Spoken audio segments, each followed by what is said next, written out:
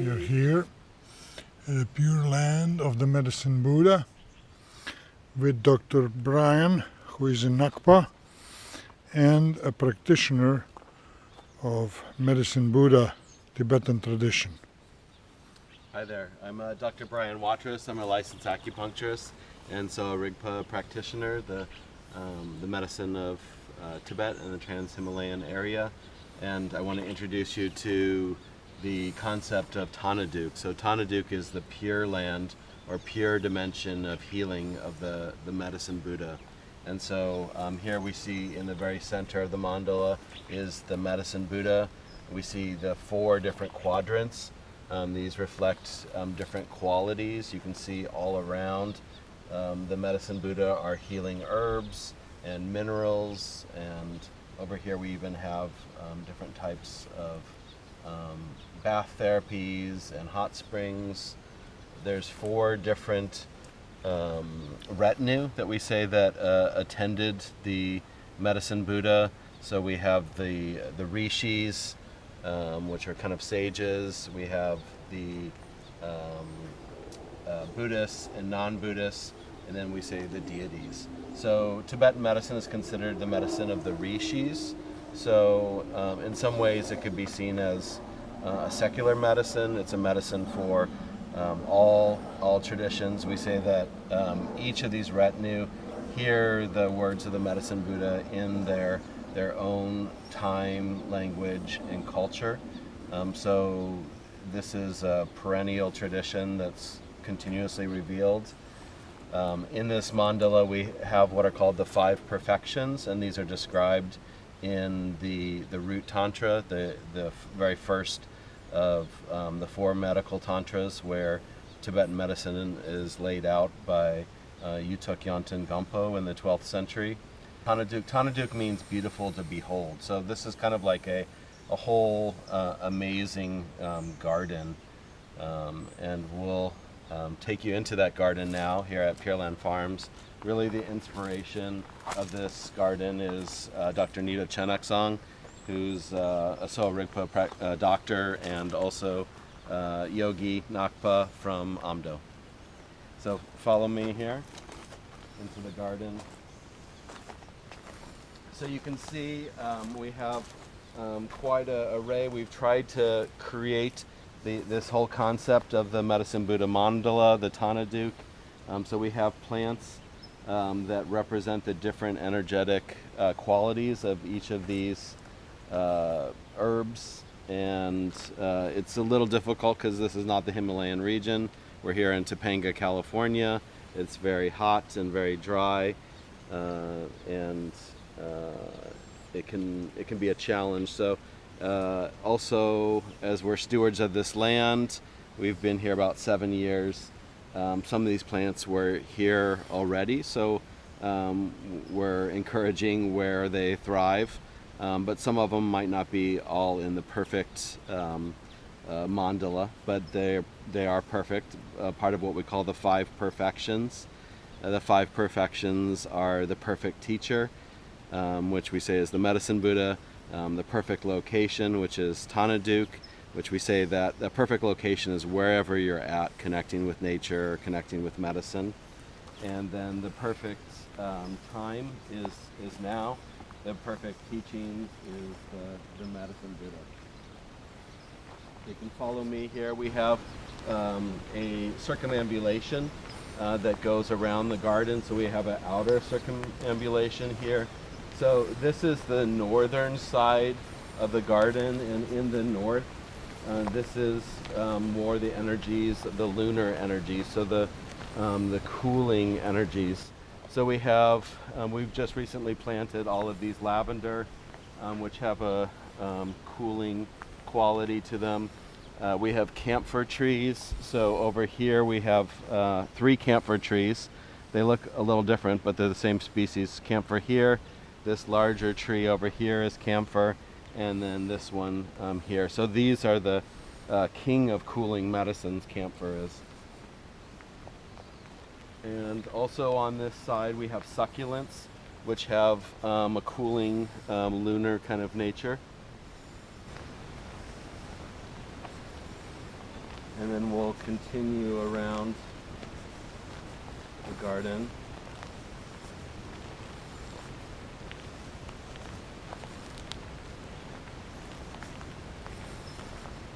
And so as we move this direction, we're moving towards the east direction. So traditionally in the east in Tanaduk is, we say it's equal solar and lunar potency. And it's represented by the arara, which is a type of fruit that the medicine Buddha holds. And we'll come in here and we can look at what that fruit looks like. So here we have the 3 fruits represented here. So the 3 fruits are basically like Triphala, if you're familiar with Triphala in Ayurveda.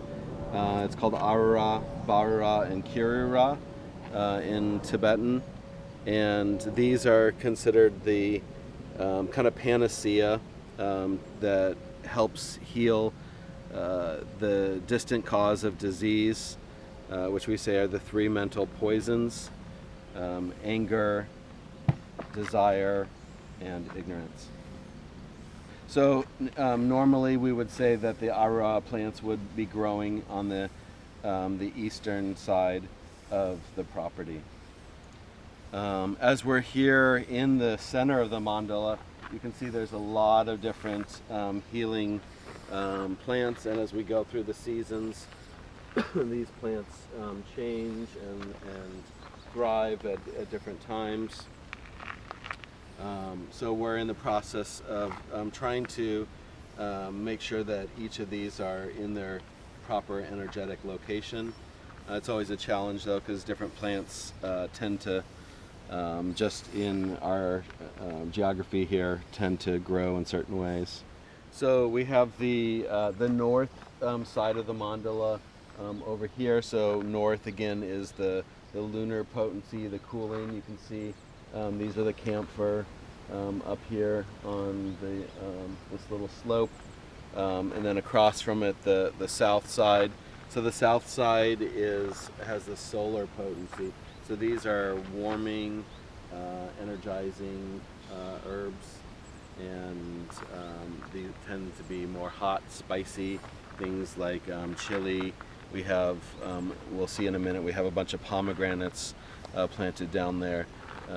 That sour taste helps to create the heating potency. We have the eastern direction and the western direction, which we'll talk about once we move towards that area.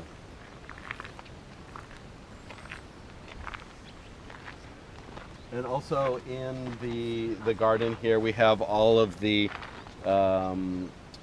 zodiac signs associated with the different years and energetics, and they're placed in their correct energetics. And then also protecting the mandala, we have the yakshas, which are a type of protector, and they represent, for, you know, a lot of people are familiar with their Chinese zodiac, but there's also a yaksha that's associated with it. And so we have all of the appropriate yakshas aligned with each of the animals.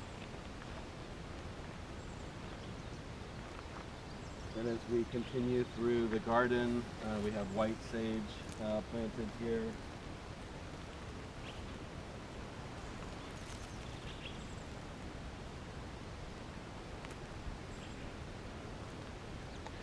And we see a tiger here. So the tiger is based on sache, which is a Tibetan type of feng shui that looks at the energetics of locations, whether those are interior or exterior spaces. And so it's the white tiger associated with the eastern direction. It's more looking at the qualities of light that come in. So here you can see the eastern white tiger.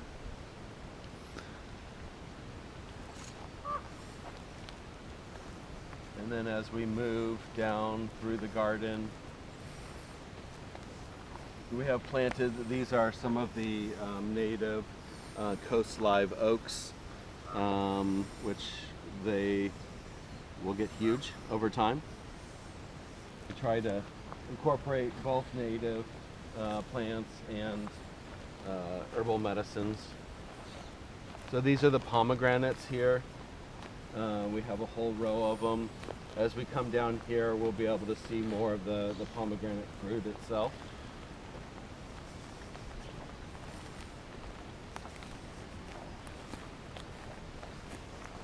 So this tree has more of the pomegranate fruits.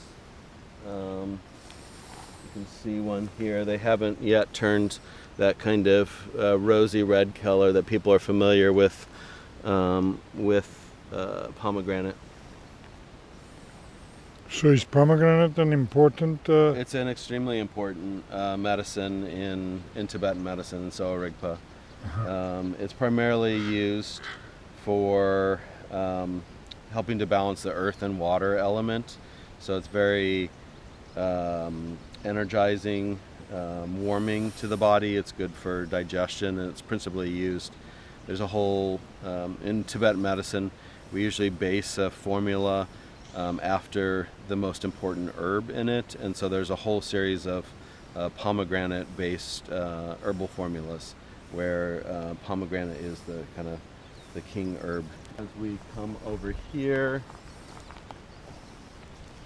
we have some junipers and some citruses here.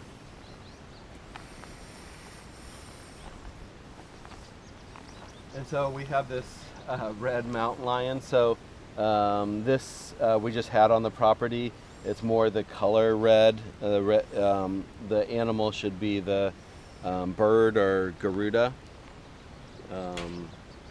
For the energetic principle, we looked at the tiger, the white tiger. The red Garuda is what balances it on this side. And then we have the turquoise dragon on the south, and then on the north we have a golden turtle for the sache. And if you follow me here, we're going to enter back into the inner mandala of the medicine Buddha.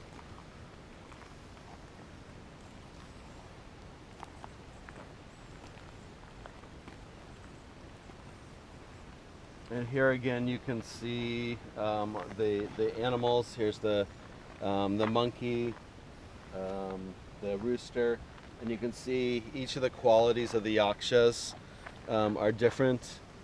I've heard Dr. Nita say that your zodiac animal is kind of like your mother, and the yaksha is kind of the father of that year. So in my case, since I'm a monkey in the horoscope, so this is my spot here. Yeah, yep. They all have this kind of Zambala kind of mongoose that's coughing up these wish-fulfilling jewels. So they're associated with wealth, abundance, and protective energy as well. And it's kind of interesting, their colors. Usually, the color of different deities are associated with the different elements or the Buddha activities. And yeah, you can see some of the nature of these yakshas are very different as we move to each one here. And then we have the herbs accompanying the yaksha's environment. Exactly. This is mugwort growing here. Mugwort's used a lot in traditional Asian medicines. You can see the dog ear. Here's the boar or pig ear. And you can see the nature of this yaksha is very different. This one appears more serene.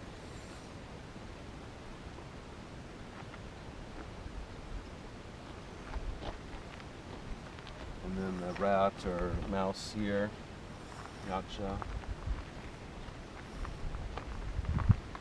And then the ox, or sometimes yak, and you can see that. So here we have a rose geranium. It has an amazing scent. This can be used as tea. We dry all of our herbs that we either grow or wildcraft here at Pure Land Farms, and then we store them in our temple, the Yuthok Ling Temple, and they all become mantrified, and then we consume them in our tea room, or also we sell them to the public as well. And we consume them at retreats.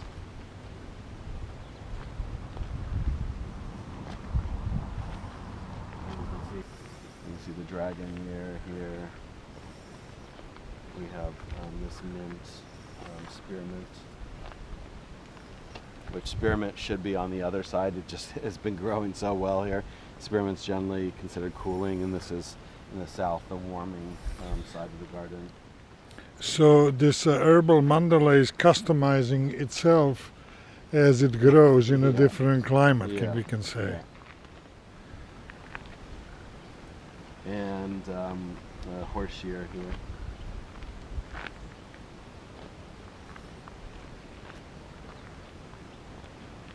And then finally the goats, or the sheep.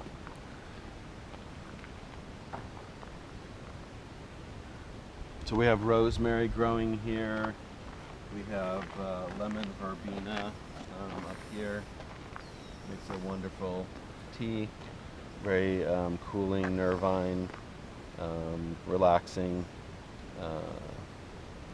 And then we have lemon balm growing all over on this side here, also very cooling, relaxing, calming. We're going to move away from the center mandala here of the Medicine Buddha, and we're going to move towards the western direction. And we have what we call our medicine yurt, our garden yurt over here. And so this we use as a classroom for learning about Tibetan herbs and the garden. Watch your head, it's very low.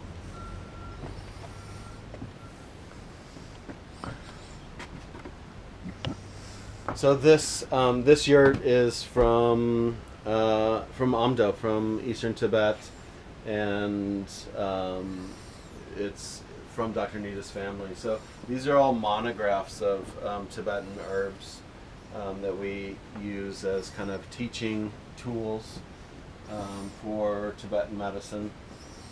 These are some of the more common Tibetan medicines that are used. And then we have a little altar with what are called the 6 good substances. So you can see the 6 good substances here. So this is clove. We say that's for the life channel. That's black cardamom, which is for the spleen. This is green cardamom for the kidneys. Chugong. This is for the lungs, bamboo pith, and nutmeg for the heart. And then we have saffron, which is good for the liver. So these are used a lot to balance each of the internal organs. And this is our protector,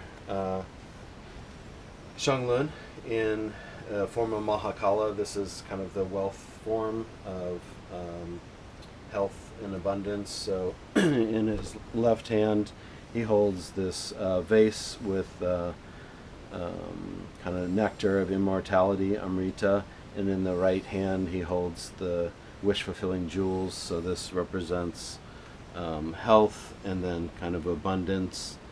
To help practitioners with more the what we say, the samsaric world, so that we can be able to help more people and extend our lives, so we can be able to do more practice.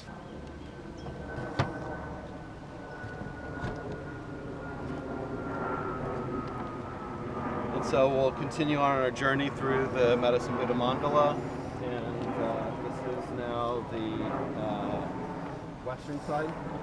And so the western side of the mandala has, you actually see a hummingbird drinking here, and it's been, this past week has been extremely hot, so we have a lot of bees and stuff that are wanting to drink from the water. So this whole area is kind of a bee sanctuary.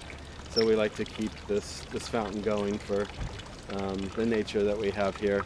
So on the western side, there is various, in the mandalas, various minerals, shilajit, which is kind of like a resin that's exuded from rocks in high elevation. And also there's different bathing therapies and hot springs and cool springs, different properties. So as we move out back to the beginning of the mandala, we have a bunch of olive trees here that we've, last year we had our first harvest, and they're wonderful olives.